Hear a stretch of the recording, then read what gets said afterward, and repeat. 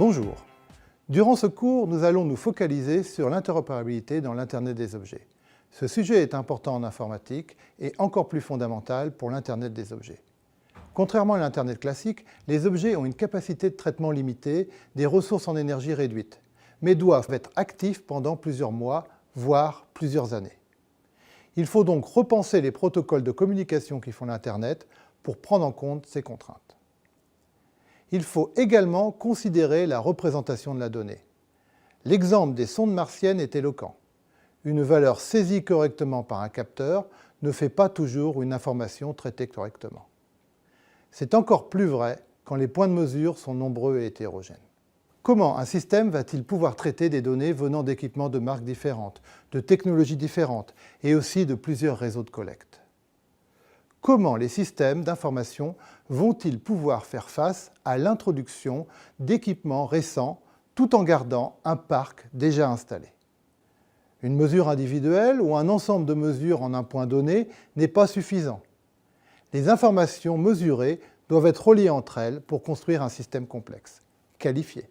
Par exemple, pour indiquer les unités de mesure, la précision, et ainsi être replacées dans leur contexte.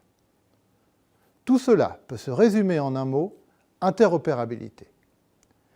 Nous aborderons dans ce cours ces notions d'interopérabilité de différentes manières.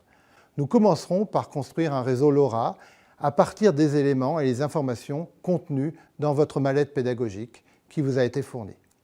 LoRa est un réseau dédié à l'Internet des objets. Il se caractérise par des transmissions longue portée et une faible consommation d'énergie. Ce réseau introduit des contraintes que l'on rencontre dans l'Internet des objets et implique d'optimiser les applications et les représentations des données. Il permet également d'effectuer des mesures sur des grandes distances, en intérieur ou à l'extérieur des bâtiments. Nous allons ensuite étudier les différents réseaux utilisés pour l'Internet des objets. Nous détaillerons la représentation des données définies par l'Internet. Il existe des formats spécifiques adaptés aux contraintes des objets pour communiquer. Nous regarderons aussi les bases de données utilisées pour stocker les informations, en particulier MongoDB, qui est bien adapté aux données que nous allons manipuler. Nous allons également aborder les ontologies et voir comment construire des informations structurées à partir de plusieurs sources. Comment diviser un système complexe en plusieurs éléments plus simples et établir des relations entre eux. Suite aux travaux pratiques, chacun d'entre vous aura défini son application de mesure et grâce à des représentations communes, nous allons pouvoir les stocker dans une base de données pour les exploiter. Finalement, nous analyserons une partie de normes récentes dans le domaine du véhicule communicant et nous verrons comment est assurée l'interopérabilité entre constructeurs automobiles. Nous continuerons également à exploiter les données issues de nos capteurs pour analyser plus finement les données stockées dans la base de données.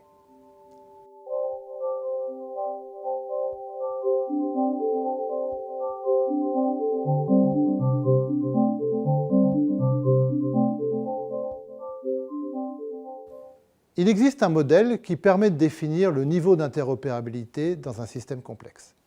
LSIM, Level of Conceptual Interoperability Model, définit 7 niveaux d'interopérabilité. Au niveau 0, il n'y a aucune interopérabilité entre deux systèmes. Le système est isolé et ne communique avec aucune autre entité. Au niveau 1, les systèmes peuvent échanger des informations simples, soit des trains de données binaires, soit des octets. Mais ils doivent avoir une connaissance fine de la structure des données échangées pour la comprendre. On a une interopérabilité technique. Au niveau 2, les formats de données communs et connus sont utilisés pour échanger des informations. Cela permet à deux systèmes venant de deux constructeurs différents d'échanger des données. On parle d'interopérabilité syntaxique. Au niveau 3, les données échangées peuvent être comprises par les systèmes. Ainsi, si on transmet une distance, elle pourra être interprétée dans la bonne unité, miles ou kilomètres. On parle ici d'interopérabilité sémantique.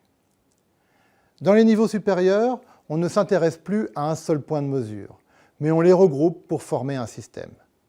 Suivant le degré de modélisation du système, on obtient soit une interopérabilité pragmatique, c'est-à-dire que l'on a un modèle de système empirique, soit une interopérabilité dynamique, c'est-à-dire que le système peut évoluer au cours du temps, soit finalement une interopérabilité conceptuelle si on a un modèle formel du système. Dans ce cours, nous allons nous intéresser principalement aux éléments de base de cette interopérabilité. Nous nous concentrerons principalement sur les niveaux 2 et 3 et sur les standards produits par les principaux organismes de normalisation. Pour l'interopérabilité syntaxique, nous verrons les protocoles de l'IETF, l'organisme qui a créé l'Internet, et en particulier ceux qui sont définis pour l'Internet des objets, COAP, JSON et CBOR. Pour l'interopérabilité sémantique, nous verrons les protocoles du W3C, l'organisme qui définit par exemple le format des pages web. Nous verrons les protocoles JSON-LD qui permet de lier les données entre elles. Bien sûr, nous allons mettre tout cela en pratique sur des exemples simples pour bien en comprendre les principes. Alors, bon cours, amusez-vous bien avec les capteurs, expérimentez autour des exemples donnés dans les travaux pratiques.